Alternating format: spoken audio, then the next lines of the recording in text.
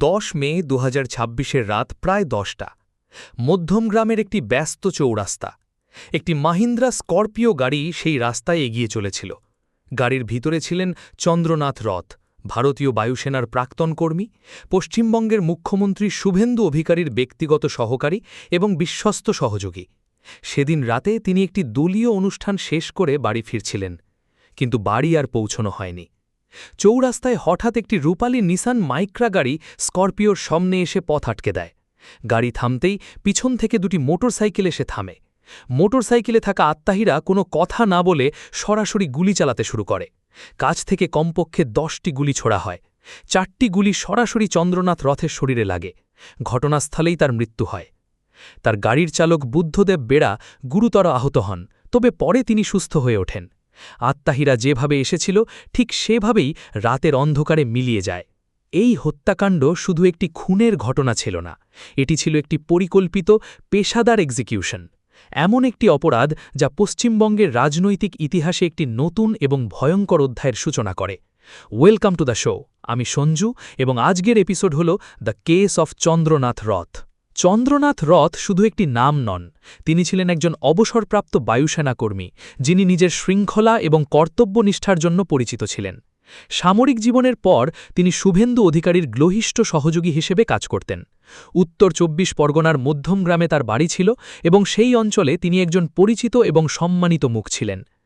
4 মে 2026-এ পশ্চিমবঙ্গ বিধানসভা নির্বাচনের ফলাফল বেরোয়।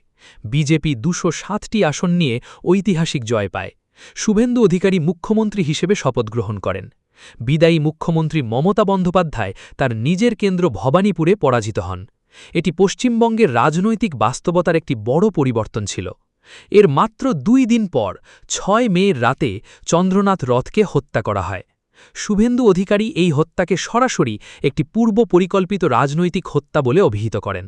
তার দাবি এটি তার বিজয়ের প্রতিশোধ হিসেবে সংগঠিত হয়েছে। তৃণমূল কংগ্রেস এই অভিযোগ অস্বীকার করে, তবে রাজনৈতিক তর্কবিতর্কের বাইরে যে প্রশ্নটি সবচেয়ে বেশি গুরুত্বপূর্ণ হয়ে ওঠে তা হল এই হত্যার পিছনে কারা ছিল এবং কিভাবে তারা পরিকল্পনা করেছিল।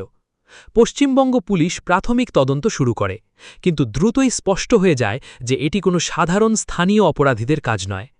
ঘটনার পেশাদারিত্ব, গাড়ি আটকানোর কৌশল, একাধিক মোটরসাইকেলের সমন্বয়ে এবং নির্ভুল গুলি চালানো, এই সব কিছু ইঙ্গিত করছিল যে হত্যাকাণ্ডটি ভাড়া করা শার্পশুটারদের দিয়ে সংগঠিত হয়েছে এবং সেই শার্পশুটাররা পশ্চিমবঙ্গের বাইরে থেকে এসেছে।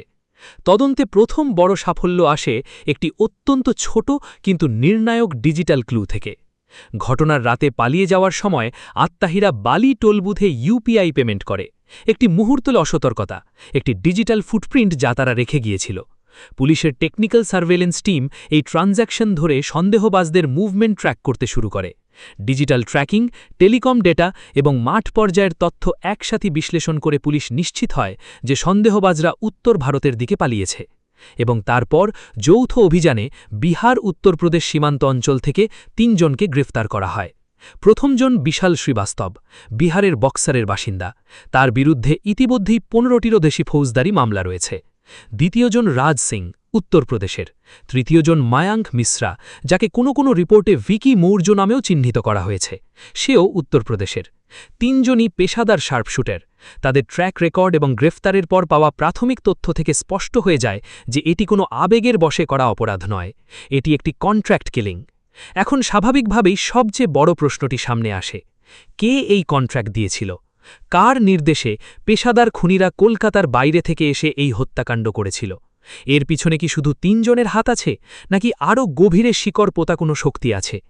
এই প্রশ্নগুলোর উত্তর খুঁজতেই 11 মে 2026-এ সিবিআই আনুষ্ঠানিকভাবে এই মামলার তদন্তভার গ্রহণ করে।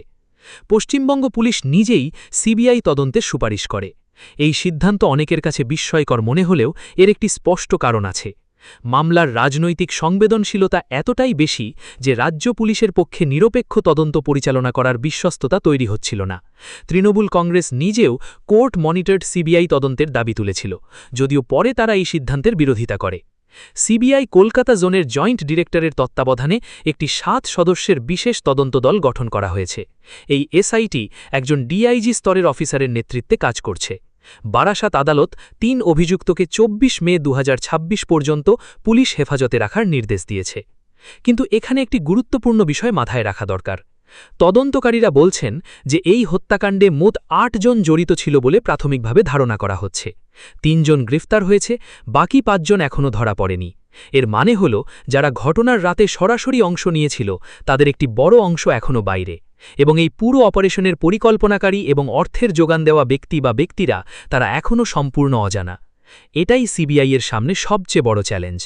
একটি কন্ট্রাক্ট কিলিংয়ের ক্ষেত্রে সবসময়ই সবচেয়ে কঠিন অংশ হল সরাসরি অপরাধীদের থেকে মূল পরিকল্পনাকারী পর্যন্ত পৌঁছনো। কারণ এই ধরনের অপরাধে সাধারণত একাধিক স্তরের মধ্যস্থতা থাকে।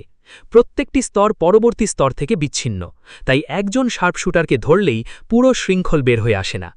ডিজিটাল ট্র্যাকিং এই মামলায় গুরুত্বপূর্ণ ভূমিকা রেখেছে।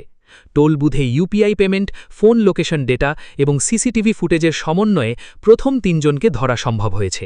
কিন্তু যারা পিছনে থেকে পরিচালনা করেছে তারা সরাসরি কোনো ডিজিটাল ফুটপ্রিন্ট রাখেনি। তাদের খুঁজে বের করতে হলে সিবিআইকে অভিযুক্তদের জিজ্ঞাসাবাদ থেকে পাওয়া তথ্য, আর্থিক লেনদেনের রেকর্ড এবং যোগাযোগ বিশ্লেষণকে একসাথে কাজে লাগাতে হবে। এই মামলার রাজনৈতিক মাত্রার কথা একটু আলাদাভাবে বলা দরকার। পশ্চিমবঙ্গে ক্ষমতা হস্তান্তরের মাত্র ২ দিনের মাথায় নতুন মুখ্যমন্ত্রীর ক্লোহিষ্ঠ সহযোগীকে হত্যা করা, এই সময়টি কাকতলীয় কিনা সেটি তদন্তের কেন্দ্রীয় প্রশ্ন। রাজনৈতিক প্রেরণা আছে কিনা, থাকলে সেই নির্দেশ কোথা থেকে এসেছিল, এই প্রশ্নের উত্তর বের করাই এখন সিবিআইয়ের প্রধান লক্ষ্য। তবে এই মামলা শুধু রাজনৈতিক প্রতিশোধের আখ্যান নয়, এটি আমাদের সামনে একটি গভীর এবং অস্বস্তিকর প্রশ্ন রাখে। আজ ভারতে কন্ট্রাক্ট কিলিং একটি সংগঠিত ব্যবসায় পরিণত হয়েছে। পেশাদার শার্পশুটারদের একটি নেটওয়ার্ক আছে যারা রাজ্যের সীমানা পেরিয়ে কাজ করে, যাদের কোনো ব্যক্তিগত শত্রুতা নেই, কোনো আবেগ নেই, শুধু একটি কন্ট্রাক্ট এবং একটি টার্গেট। এই ধরনের অপরাধ ঐতিহ্যগত তদন্ত পদ্ধতিকে চ্যালেঞ্জ করে, কারণ অপরাধীদের ধরা সহজ হলেও মূল পরিকল্পনাকারীরা প্রায়শই আইনের নাগাল থেকে বেরিয়ে যায়। চন্দ্রনাথ রথ বায়ুসেনায় যে শৃঙ্খলার সাথে কাজ করতেন, যে দায়িত্ববোধ নিয়ে তিনি তার দায়িত্ব পালন করতেন, সেই মানুষটির জীবন একটি রাজনৈতিক সমীকরণের বলি হয়ে গেল কিনা, এই প্রশ্নের উত্তর এখনও পাওয়া যায়নি। সিবিআইয়ের ৭ সদস্যের এসআইটি এখন সেই উত্তর খুঁজছে। ৩ অভিযুক্ত ২৪ মে পর্যন্ত হেফাজতে, বাকি ৫ জনের খোঁজ চলছে। এবং সবচেয়ে বড় প্রশ্ন, কন্ট্রাক্টের পিছনে কার হাত, সেই উত্তর কখন আসবে এই মুহূর্তে কেউ জানে না। তবে একটি বিষয় নিশ্চিত, এই মামলার রায় শুধু একটি হত্যার বিচার নয়, এটি নির্ধারণ করবে যে পশ্চিমবঙ্গের নতুন রাজনৈতিক অধ্যায়ে ন্যায় বিচারের জায়গা কতটুকু।